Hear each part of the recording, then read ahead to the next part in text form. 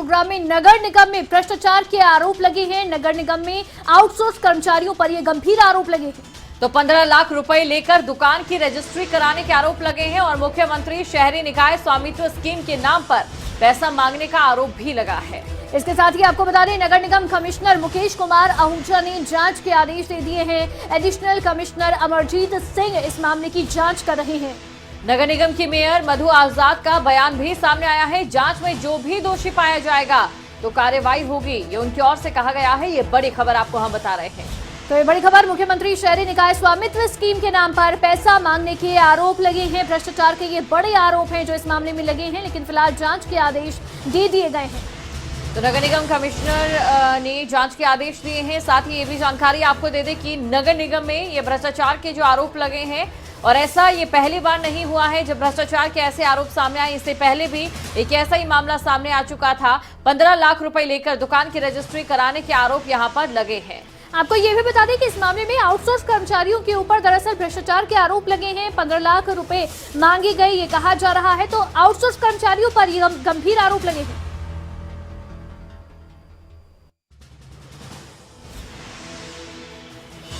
जो ये कार्रवाई चल रही है, जो भी इसमें जिम्मेवार होगा, चाहे वो कोई सा भी ऊंचे स्तर का अधिकारी हो, चाहे वो नीचे स्तर का हो, उसके खिलाफ सख्त से सख्त कार्रवाई की जाएगी और पूरा इसका लिया जाएगा। और मैं भी भेजूंगी सीएम साहब को और निगम भी भेजेगा। आपको लगता है कि केवल आउटसोर्स कर्मचारी तक ही ये मामला निपटा होगा? नहीं जी, पूरा ऊपर जो भी अधिकारी है उसके लेवल तक होता है।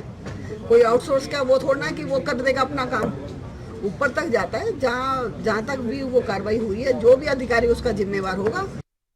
उसमें एक सुनील कुमार क्लर्क के ऊपर आरोप लगे हैं कि उसने कुछ भी किसी भी तरीके से कि इसके अंदर इरेगुलरिटी यूज़ की है, और वो हमारे को थ्रू चीफ सेक्रेटरी, जो जांच आई है चीफ सेक्रेटरी के यहाँ से through director urban local bodies, वो 16 तारीख को चिट्ठी आई थी, पर उसके साथ कंप्लेंट नहीं थी डिटेल में। तो वो हमें 3 दिन पहले प्राप्त हुई है। तो उस पर मैंने, क्योंकि मामले की गंभीरता को देखते हुए, जो हमारे यहाँ सीनियर मोस्ट ऑफिसर थे एडिशनल कमिश्नर 1, उनकी ड्यूटी लगाई है कि वो 7 दिन के अंदर एक बार इसकी हमें जांच दें। जांच के बाद फिर जो तथ्य निकल के आएंगे। कुछ अधिकारियों के कारण सारे ही अधिकारी घेरे में आते हैं। कुछ एक अधिकारी हैं जो भ्रष्टाचारी हैं, हर उसमें रिश्वत लेते हैं, हर मामले में, चाहे वो आप सड़क का कह दिए, कोई लाइसेंस देना हो, कोई आपको काम पास कराना हो, चाहे वो ठेकेदारी से है, सड़क से लेकर हर तरह से हर अधिकारी कोई ना कोई कहीं ना कहीं लिप्त है। देखिए, इसकी तो बीच में काफ़ी चर्चाएं उठी थी और इसकी एक जांच कमेटी भी तैयार की है। अब रिपोर्ट तो जांच कमेटी की है, क्या वो करती है। खबर पर ज्यादा जानकारी के साथ संवाददाता गुलशन हमारे साथ जुड़ चुके हैं। गुलशन, सरकार जितनी मर्जी कोशिश करे, प्रशासन जितनी मर्जी कोशिश करे भ्रष्टाचार पर लगाम लगाने की, लेकिन लगातार ऐसी खबरें सामने आ ही जाती है।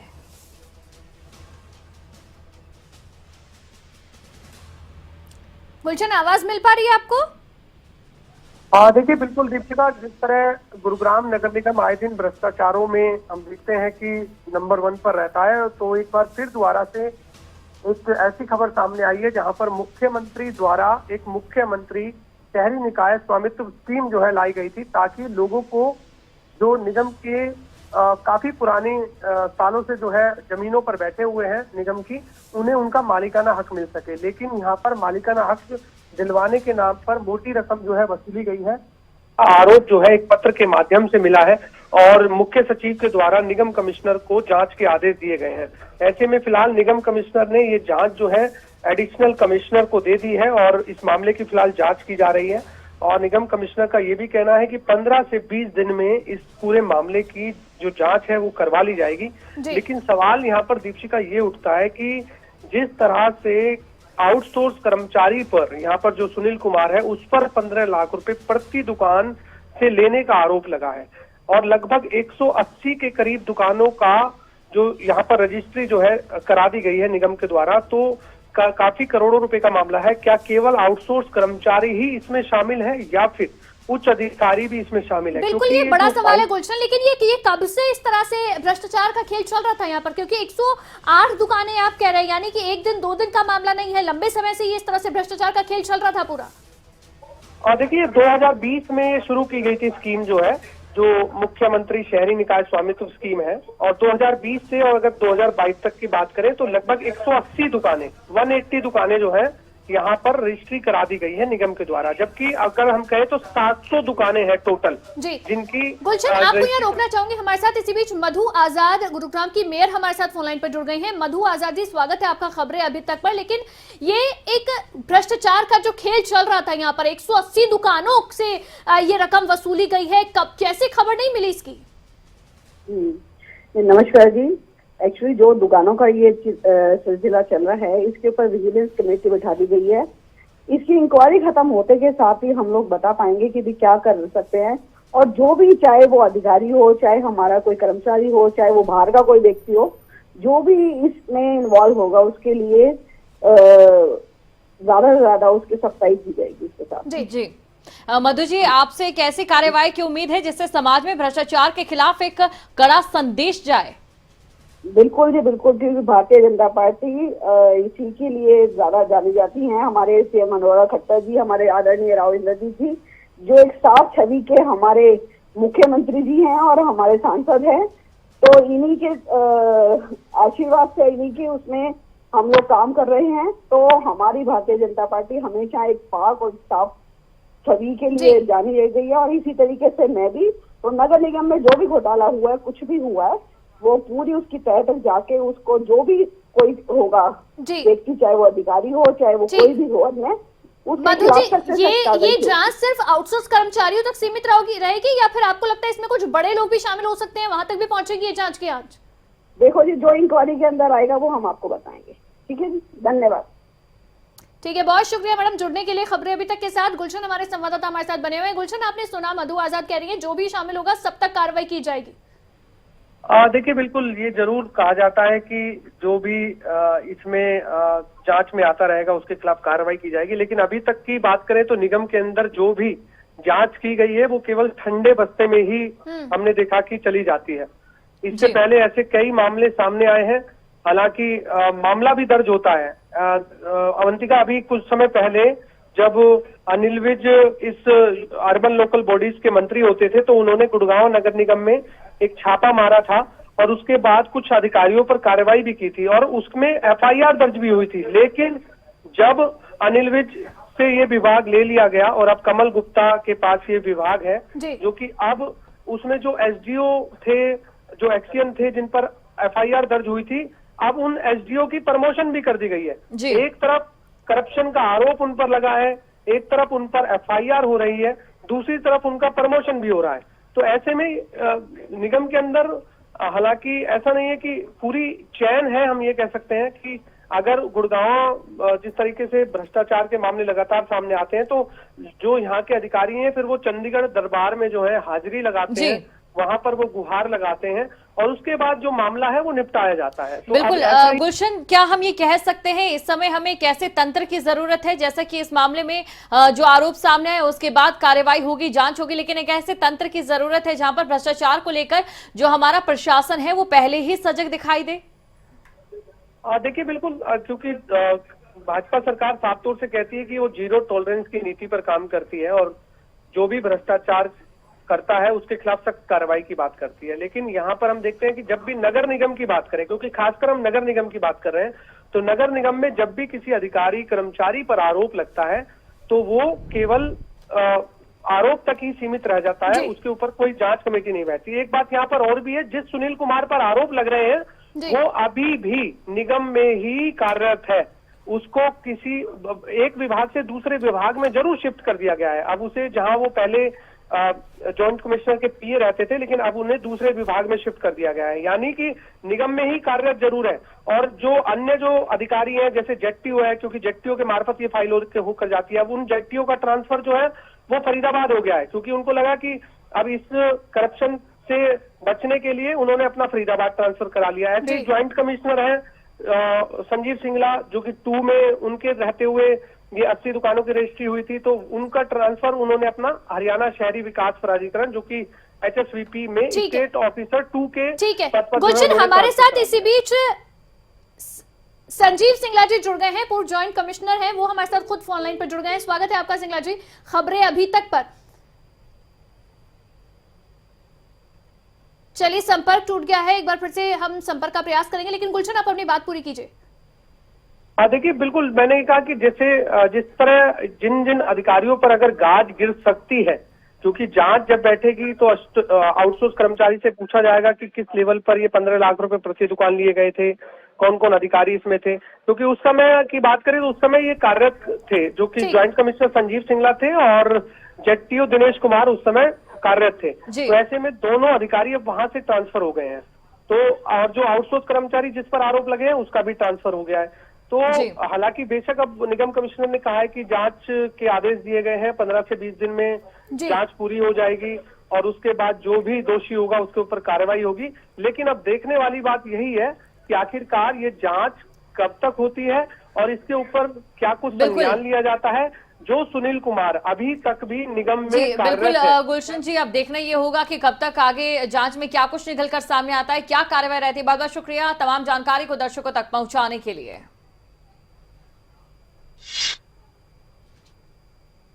और चलिए, बड़ी खबर आपको महाराष्ट्र से बता दें, बीजेपी के राहुल नार्वेकर विधानसभा अध्यक्ष चुने गए हैं। तो राहुल नार्वेकर के पक्ष में 164 वोट पड़े हैं, ये बड़ी खबर आपको हम बता दें। वहीं एमवीए के राजन साल्वी को 107 वोट मिले। ओवैसी की पार्टी एआईएमआईएम ने वोट नहीं किया। स्पीकर के चुनाव के लिए कुल 271 वोट पड़े हैं, जिसमें आपको बता दें कि बीजेपी के फेवर में सबसे ज्यादा वोट पड़े और ऐसे में अब बीजेपी की ओर से का जो विधानसभा स्पीकर के लिए यहां पर चुनाव हो गया है। और इसके साथ ही साथ देखिए, ये विधानसभा स्पीकर के रूप में अब बीजेपी के राहुल नार्वेकर का चुना जाना एकनाथ शिंदे सरकार के लिए एक और बड़ी कामयाबी।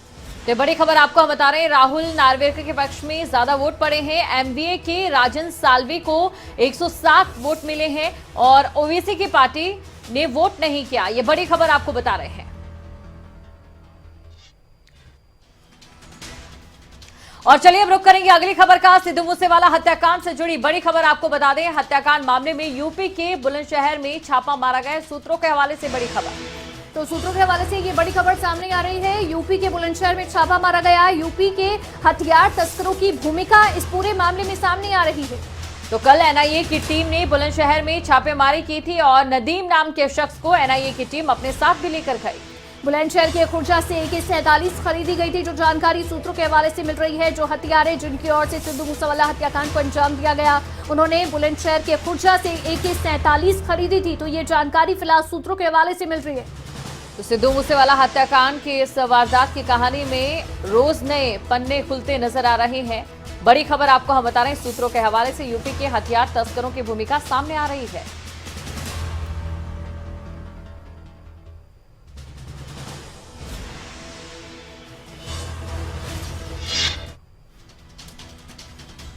वहीं अब बात करेंगे अमरावती हत्याकांड के बारे में, जिसका मास्टरमाइंड नागपुर से गिरफ्तार कर लिया गया है। हत्या के मास्टरमाइंड का नाम इरफान खान बताया गया है। इरफान खान अमरावती में एक रहबर नाम का एनजीओ चलाता है। अमरावती हत्याकांड का मास्टरमाइंड नागपुर से गिरफ्तार कर लिया गया है। इसके साथ ही महाराष्ट्र पुलिस को बड़ी कामयाबी हाथ लगी। महाराष्ट्र पुलिस ने बताया कि हत्या के मास्टरमाइंड का नाम इरफान खान है। इरफान खान अमरावती के एक रहवर नाम का एनजीओ चलाता है। अमरावती में मेडिकल स्टोर चलाने वाले उमेश कोहली की हत्या का मास्टरमाइंड इरफान ही है। इरफान के कहने पर पहले गिरफ्तार किए गए 6 आरोपियों ने मिलकर हत्याकांड को अंजाम दिया था। इरफान के आदेश के बाद इन 6 आरोपियों को बिना कुछ सोचे समझे ही इतनी बड़ी वारदात को अंजाम दे दिया था। कुल मिलाकर इस हत्याकांड में अब तक 7 आरोपी पुलिस की गिरफ्त में हैं। इससे पहले उमेश कोहली हत्याकांड में पुलिस ने 6 आरोपियों को गिरफ्तार किया था। उन पर आईपीसी की धारा 302, 120B और 109 के तहत मामला दर्ज किया गया था। प्राथमिक तौर पर यह लग रहा था कि उमेश कोहली ने नूपुर शर्मा के समर्थन में सोशल मीडिया पर जो पोस्ट किया था, उसी कारण इस वारदात को अंजाम दिया गया। एटीएस इस बात की भी जांच कर रही है कि क्या इन हत्यारों ने भी उदयपुर में की गई दर्जी कन्हैयालाल की तरह हत्या का पैटर्न तो नहीं बनाया था। इससे पहले पुलिस ने गिरफ्तार किए गए आरोपियों के नाम भी जारी कर दिए थे। अब इसमें 7वां नाम भी शामिल हो गया है, जो कि इस हत्याकांड का मास्टरमाइंड है और इसका नाम इरफान है। और जम्मू कश्मीर के रेसी जिले में सुरक्षा बलों ने नहीं बल्कि गांव के लोगों ने 2 आतंकियों को पकड़ा है। दरअसल दोनों आतंकियों के पास से भारी मात्रा में हथियार और गोला बारूद भी बरामद किया गया है। जम्मू कश्मीर में सुरक्षा बल लगातार आतंकियों की सफाई में जुटे हैं। रोजाना आतंकियों से मुठभेड़ की खबरें सामने आती रहती हैं, जिनमें आतंकियों को या तो ढेर कर दिया जाता है या फिर वो खुद सरेंडर कर देते हैं। लेकिन कश्मीर में अब एक ऐसी खबर सामने आई है जो सेना और सुरक्षा बलों के लिए काफी मददगार साबित होगी। कश्मीर के रीसी जिले में सुरक्षा बलों ने नहीं बल्कि गाँव के लोगों ने 2 आतंकियों को पकड़ा। दोनों आतंकियों से भारी मात्रा में हथियार और गोला बारूद बरामद किए गए हैं। जानकारी के मुताबिक दोनों आतंकी लश्कर तैयबा से जुड़े हुए हैं। दोनों ही तुकसान गाँव में छिपे हुए थे। तभी गाँव के लोगों ने उन्हें धर दबोचा। आतंकियों को पकड़ने के बाद पुलिस को इसकी सूचना दी गई और दोनों को गिरफ्तार कर लिया गया। गाँव वालों की इस बहादुरी के लिए डीजीपी ने उन्हें 2 लाख रुपए के इनाम की घोषणा की है। आपको बता दें, जम्मू कश्मीर में भारतीय सेना का ऑपरेशन ऑल आउट जारी है, जिसके तहत अब तक सैकड़ों आतंकियों को मौत के घाट उतारा जा चुका है। इस ऑपरेशन के बाद सीमा पर घुसपैठ लगभग खत्म हो चुकी है, लेकिन पिछले दिनों टारगेट किलिंग के तहत हत्याओं से सुरक्षा बल अलर्ट पर है। आतंकी आम नागरिकों को अपना निशाना बना रहे हैं, जिसमें ज्यादातर लोग प्रवासी हैं। ऐसे में कश्मीर के लोगों में भी आतंकियों को लेकर गुस्सा है और इसलिए बिना किसी डर के अब आतंकियों को पकड़ने में सेना की मदद लोगों की तरफ से की जा रही है।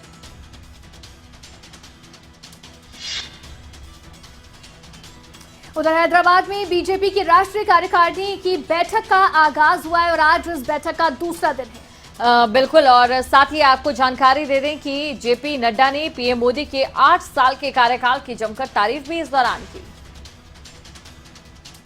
हैदराबाद में बीजेपी राष्ट्रीय कार्यकारिणी की 2 दिवसीय बैठक जारी है। बीजेपी की राष्ट्रीय कार्यकारिणी की बैठक में अपने उद्घाटन भाषण के दौरान पार्टी के राष्ट्रीय अध्यक्ष जेपी नड्डा ने प्रधानमंत्री नरेंद्र मोदी के नेतृत्व की सराहना करते हुए शुरुआत की। बैठक को संबोधित करते हुए जेपी नड्डा ने पीएम मोदी के 8 साल के कार्यकाल में गरीब कल्याण की उनकी प्रशासनिक योजनाओं, सामाजिक उत्थान की उनकी राष्ट्रवादी सोच और सशक्त भारत के निर्माण के उनके संकल्प का अभिवादन किया।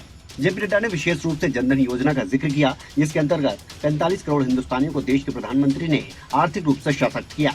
जेपी नड्डा ने कहा कि इस सरकार से न केवल कोविड काल में बेहतरीन प्रबंधन देखने को मिला, बल्कि यूक्रेन जैसे कठिन मिशन को भी अंजाम दिया गया। उन्होंने कहा कि बीजेपी और पीएम मोदी के विकासवाद ने परिवारवाद, जातिवाद और तुष्टीकरण को हराया है। हमारे राज्य और केंद्र सरकार सक्रिय रूप से गरीबों के लिए योजना चलाती है। नड्डा ने प्रधानमंत्री नरेंद्र मोदी को बार बार उत्तर प्रदेश, मणिपुर में चुनावी जीत के लिए श्रेय दिया। उन्होंने कहा कि भारतीय जनता पार्टी की चुनावी जीत मोदी सरकार के सुशासन का प्रतिबिंब है। पार्टी अध्यक्ष ने उस हिंसा के बारे में भी बताया जिसमें पार्टी कार्यकर्ताओं को जम्मू कश्मीर, बंगाल और केरल जैसे राज्यों में निपटना पड़ता है।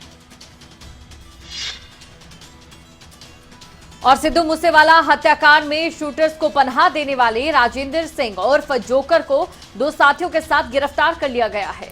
दरअसल मोहाली पुलिस ने ये कामयाबी हासिल की है। इसी पर एक रिपोर्ट आपको दिखाते हैं। पंजाब सरकार की तरफ से गठित नशा विरोधी और गैंगस्टर विरोधी मुहिम के तहत मोहाली पुलिस को एक बड़ी कामयाबी हासिल हुई है। डीएसपी खरड़ विक्रमजीत सिंह बराड़ की अगुवाई में थाना प्रभारी बलूंगी की मदद से सिद्धू मूसेवाला कत्ल केस में शूटरों को पनाह देने वाले राजेंद्र सिंह उर्फ जोकर को 2 साथियों के साथ गिरफ्तार किया गया है, जिनमें देवराज शर्मा, गौरव उर्फ गोरी और बंटी नाम के युवक को गिरफ्तार किया गया है, जिनसे 137 ग्राम हेरोइन, जिसकी अंतर्राष्ट्रीय बाजार में लाखों रुपए कीमत आंकी गई, जबकि ड्रग की कीमत 3 लाख के करीब बताई गई। गौरव ਤੇ ਬੰਟੀ ਇਹਨਾਂ ਤੇ ਆਲਰੇਡੀ ਇੱਕ ਮੁਕੱਦਮਾ ਨੰਬਰ 211 307 ਦੇ 25 ਆਮ ਐਕਟ ਦੇ ਅੰਡਰ ਦਰਜ ਹੋਇਆ ਸੀ, ਜਿੰਦੇ ਵਿੱਚ ਇਹਨਾਂ ਦਾ ਐਸੋਸੀਏਟ ਰਜਿੰਦਰ ਸਿੰਘ ਐਲੀਸ ਜੋਕਰ ਹੈ, ਉਹਦੇ ਤੇ ਇਹਨਾਂ ਦਾ ਪਰਚਾ ਦਰਜ ਹੋਇਆ ਸੀ। ਤੇ ਰਜਿੰਦਰ ਸਿੰਘ ਜੋਕਰ ਜੋ ਉਹਦਾ ਨਾਂ ਸਿੱਧੂ ਮੂਸੇਵਾਲਾ ਮਰਡਰ केस ਦੇ ਵਿੱਚ ਉਹਦਾ ਨਾਂ ਇਹਦੇ ਵਿੱਚ ਐਸੋਸੀਏਟ ਆਉਂਦਾ। आपको बता दें कि पुलिस अधिकारियों के अनुसार इन आरोपियों के सिद्धू मूसेवाला हत्याकांड और लॉरेंस बिश्नोई गैंग के साथ संबंध की कड़ी सामने आई है। वहीं अब आपको बता दें कि नुपुर शर्मा के खिलाफ कोलकाता पुलिस ने लुकआउट नोटिस जारी किया है। नुपुर के खिलाफ प्राथमिकी दर्ज की गई है, लेकिन वो पेश नहीं हुई तो ये नोटिस जारी किया गया। कोलकाता पुलिस ने बीजेपी के निलंबित प्रवक्ता नुपुर शर्मा के खिलाफ लुकआउट नोटिस जारी किया है। कोलकाता पुलिस की तरफ से नुपुर के खिलाफ प्राथमिकी दर्ज की गई थी, जिसके लिए उन्हें पेश होने के लिए कहा गया था। नुपुर शर्मा के खिलाफ कोलकाता पुलिस ने 2 एफआईआर दर्ज की थी। ये एफआईआर अलग अलग थानों में दर्ज की गई थी। आपको बता दें कि पैगंबर मोहम्मद पर विवादित टिप्पणी को लेकर पहले कोलकाता पुलिस के पूर्वी उपनगरीय डिवीजन के तहत नारकिल डांगा पुलिस स्टेशन से नुपुर शर्मा को नोटिस भेजा गया। उन्हें 20 जून को पुलिस स्टेशन में उपस्थित होने के लिए कहा गया था। हालांकि नुपुर शर्मा ने सुरक्षा कारणों का हवाला देते हुए अंतिम समय पर आने से इनकार कर दिया। इसके बाद कोलकाता के एक और थाने की तरफ से नुपुर शर्मा के खिलाफ शिकायत दी गई और फिर नुपुर शर्मा को समन जारी किया गया था। नुपुर शर्मा को 25 जून को पुलिस स्टेशन में उपस्थित होना था। हालांकि नुपुर शर्मा का एक पत्र उसी दिन ईमेल के जरिए कोलकाता पुलिस के पास पहुंचा, जिसमें उन्होंने पेश होने के लिए कुछ और समय मांगा। उन्होंने कहा कि अगर वो शहर में आती हैं तो उन्हें हमले की आशंका है। आपको बता दें कि नुपुर शर्मा को लेकर सुप्रीम कोर्ट ने भी सख्त टिप्पणी की थी और उनसे माफी मांगने को भी कहा था, जिसके बाद नुपुर शर्मा और साथ ही बीजेपी भी विपक्ष के निशाने पर है। और जेल में बंद डेरा प्रमुख गुरमीत राम रहीम असली है या नहीं, इसे लेकर बहस छिड़ी है। अब इसी मामले को लेकर पंजाब एवं हरियाणा हाईकोर्ट में पिटीशन भी दायर की गई है।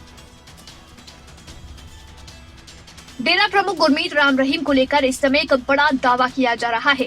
जेल में बंद डेरा प्रमुख गुरमीत राम रहीम असली है या नहीं, इसे लेकर बहस छिड़ी है।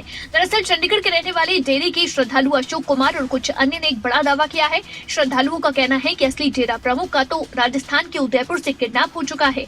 उन्होंने पंजाब एवं हरियाणा हाईकोर्ट में पिटीशन भी दायर की है, जिसमें जेल से बाहर आकर उत्तर प्रदेश के बागपत आश्रम में रह रहे राम रहीम की जांच की मांग की गई है। उनका कहना है कि इस समय राम रहीम के हाव भाव पहले की तरह नहीं है। उन्होंने हाल ही में कथित डेरा प्रमुख की ओर से जारी वीडियो को गौर से देखा, जिसमें पाया कि डेरा प्रमुख का कद 1 इंच बढ़ गया है। उंगलियों की लंबाई और पैरों का साइज भी बढ़ा हुआ है। वीडियो में दिख रहा है कि उसके चेहरे और हाथों में मास्किंग थी जो बदल गई। पुराने दोस्तों को भी ये नहीं पहचान पाया। पिटीशन दायर करने वालों ने कहा है कि कथित डेरा प्रमुख से कुछ दिन पहले उनके कुछ पुराने दोस्तों ने मुलाकात की थी, जिन्हें वो नहीं पहचान पाए। इससे साफ है कि वो नकली है और असली को लेकर गंभीर चिंता जताई गई है। उधर पंजाब में गाय को बचाने का एक वीडियो इन दिनों सोशल मीडिया पर वायरल हो रहा है। करंट की चपेट में आई एक गाय को कुछ लोगों ने रेस्क्यू किया और उसकी जान बचाई। तस्वीरें पंजाब की हैं, जब बरसात का पानी गलियों में भरा हुआ है और बिजली के खंभों से तारें निकली हुई हैं। इस लापरवाही का नतीजा ये रहा कि एक बेजुबान की जान खतरे में पड़ गई। घुटनों तक भरे पानी में चल रही गाय को अचानक करंट लग जाता है, लेकिन पास ही मौजूद एक दुकानदार की कोशिश से उसे बचा लिया जाता है। ये वीडियो सोशल मीडिया पर खूब वायरल हो रहा है। इस वीडियो में देखा जा सकता है कि कैसे एक गाय पानी में आगे बढ़ रही है। कुछ देर बाद जब वो पानी में पैर रखती है तो उसे झटके महसूस होते हैं और इसके बाद वो वहीं पर गिर जाती है और काफी देर तक तड़पती रहती है। इतनी देर में दुकान से बाहर एक शख्स आता है जो गाय को तड़पता देख तुरंत अंदर जाता है। थोड़ी देर बाद वो एक कपड़ा लेकर बाहर निकलता है और इसके बाद शुरू होता है गाय का रेस्क्यू। दुकानदार ने हिम्मत की मिसाल पेश करते हुए तुरंत गाय के पैर बांधे। इतने में मदद के लिए 2 लोग और आए, जिसके बाद गाय को खंबे से पीछे की ओर लाया गया और बमुश्किल उसकी जान बचाई गई। ये पूरा वाकया सीसीटीवी में कैद हो गया। दुकानदारों की हिम्मत और साहस से गाय की जान तो बच गई, लेकिन बिजली विभाग की लापरवाही भी उजागर हो गई। और करनाल के लाडवा रोड पर भीषण सड़क हादसा हुआ। दरअसल 2 ट्रॉलियों के बीच टक्कर हुई और टक्कर इतनी भयंकर थी कि ट्रॉली में आग लग गई।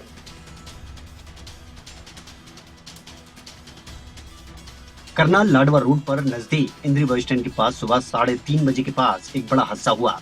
2 ट्रैक्टर ट्रॉलियों की आपस में टक्कर हो गई। टक्कर के बाद दोनों ट्रॉलियों में आग लग गई और इसमें एक ट्रॉली के चालक की जलकर मौत हो गई। आपको बता दें कि हादसा सुबह के समय हुआ। एक ट्रॉला लाडवा की तरफ से आ रहा था, जबकि दूसरा करनाल की तरफ से आ रहा था। जैसे ही दोनों ट्राले इंद्री मीट मार्केट के पास पहुंचे तो दोनों की आमने सामने से टक्कर हो गई। टक्कर इतनी भीषण थी कि इस हादसे में दोनों ट्राले मीट मार्केट में जा घुसे और उनमें आग लग गई। आग की वजह से एक चालक की जलकर मौत हो गई, जबकि एक क्लीनर गंभीर रूप से झुलस गया। दूसरे ट्रक का ड्राइवर भी मौके से फरार बताया जा रहा है। हालांकि सूचना मिलते ही इंद्री पुलिस और फायर ब्रिगेड की टीमें मौके पर पहुंची और स्थिति को संभालने की कोशिश की। आपको बता दें कि हादसों का ग्राफ लगातार हरियाणा में बढ़ता जा रहा है। इसके पीछे की सबसे बड़ी वजह बताई जा रही है कि लोग लापरवाही से वाहनों को चलाते हैं। हिमांशु नारंग, करनाल, खबरें अभी तक। खबर यमुनानगर के जगाधरी से, जहां हरियाणा रोडवेज की बस पलटने से हादसा हो गया। और यह हादसा जगाधरी बिलासपुर रोड पर हरदौली गांव के पास हुआ। जगाधरी बिलासपुर रोड पर हरियाणा रोडवेज की बस पलटने से हादसा हो गया। बताया जा रहा है कि बस में तकनीकी खराबी थी, जिसके चलते बस पलट गई। बस की स्पीड कम होने की वजह से एक बड़ा हादसा टल गया। वहीं बस में सवार 20 से 25 सवारियों को कोई नुकसान नहीं पहुंचा। ड्राइवर को तकनीकी खराबी का पता लगते ही उसने वक्त रहते बस को सड़क किनारे उतार दिया, लेकिन बस सीधा पेड़ से जा टकराई, जिससे बस का शीशा टूट गया। बस के ड्राइवर ने बताया कि बस मनाली से यमुनानगर आ रही थी। वहीं बस में सवार यात्रियों ने बताया कि ड्राइवर ने वक्त रहते स्थिति को संभाल लिया, नहीं तो बड़ा हादसा हो सकता था।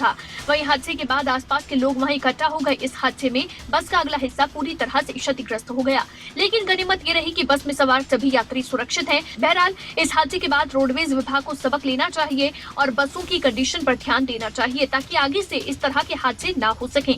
फिलहाल इस हादसे में किसी की जान को नुकसान नहीं पहुंचा, लेकिन अगर लापरवाही इसी तरह बढ़ती गई तो सवारियों की जान को भी खतरा हो सकता है। खबरें अभी तक के लिए परवेज खान की रिपोर्ट।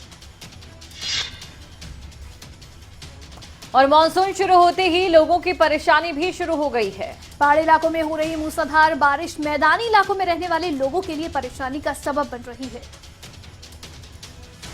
देश में मानसून ने दस्तक दे दी है तो बारिश का दौर भी जारी है। पहाड़ी इलाकों में हो रही मूसलाधार बारिश मैदानी इलाकों में भी रहने वाले लोगों के लिए अब मुसीबत का सबब बन रही है।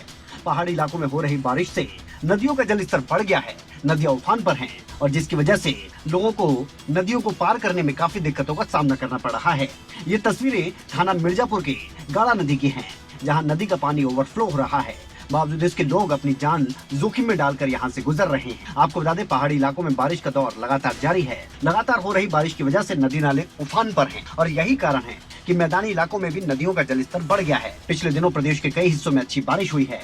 मौसम विभाग का कहना है कि मानसून ने भले ही दस्तक दे दी हो, लेकिन अच्छी बारिश के लिए लोगों को अभी इंतजार थोड़ा और करना पड़ेगा। अगले 3-4 दिन कुछ जगहों पर हल्की बारिश की संभावना है, यानी अभी सिर्फ हल्की बारिश हो रही है तो यह हालत है।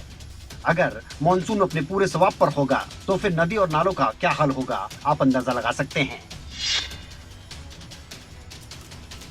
हालांकि पहले तपती गर्मी पड़ रही थी, ऐसे में मानसून का इंतजार था। मानसून आया लेकिन आफत के साथ। और इसी के साथ बड़ी खबर में बस इतना ही। आप देखते रहिए खबरें अभी तक। नमस्कार।